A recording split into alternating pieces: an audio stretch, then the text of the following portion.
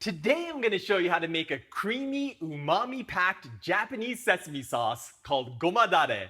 Shabu Shabu is what this delicious sauce is most commonly associated with. After blanching thin slices of meat and vegetables in a broth made with kombu, they're enrobed in the Goma Dare. But this sauce is also great drizzled on steamed vegetables, poured on chilled tofu along with a few condiments, or used as a dipping sauce for sashimi.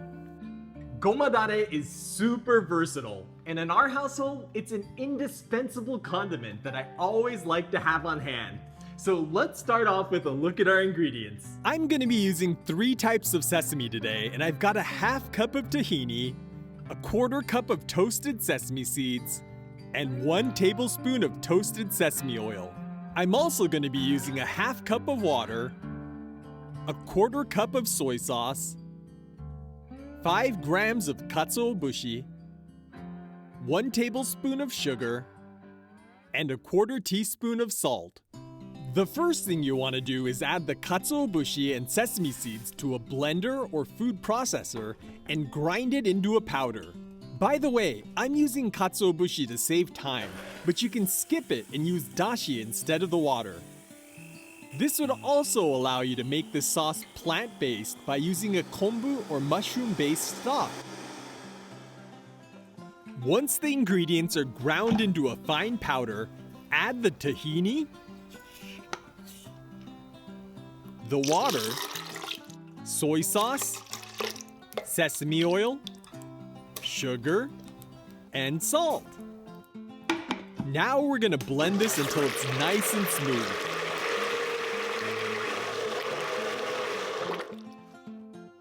Okay, that looks about right, so I'm gonna go ahead and pour this into a carafe. And our Goma Dare is done. Rich, nutty, and redolent of sesame. It's a great condiment to have in the fridge. That was too easy, right? Now I want to show you how to use this to make a satisfying summer salad, so stick around. Shabu Shabu Salad is a popular summertime meal in Japan, and it's made by blanching paper-thin slices of your favorite meat and then serving it over a bed of greens. I've used pork today, but beef, chicken, or even mushrooms will work great. By the way, most of the tableware featured in this video was sent to me by Musubi Kiln.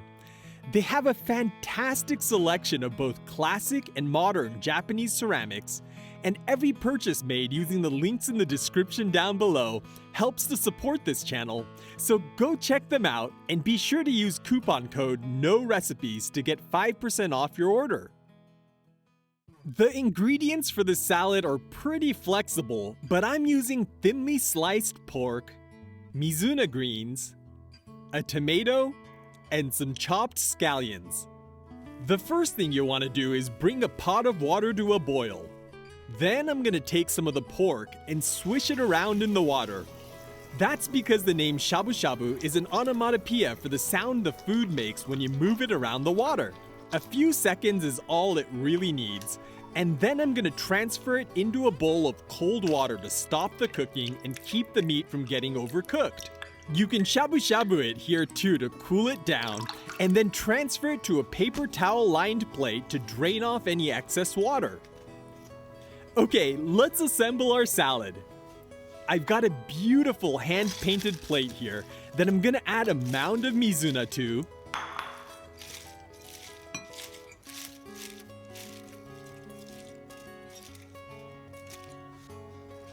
Then I'm gonna top it off with some pork. For the tomatoes, let's core and cut it into wedges. Then I'm gonna arrange them around the salad, just like this.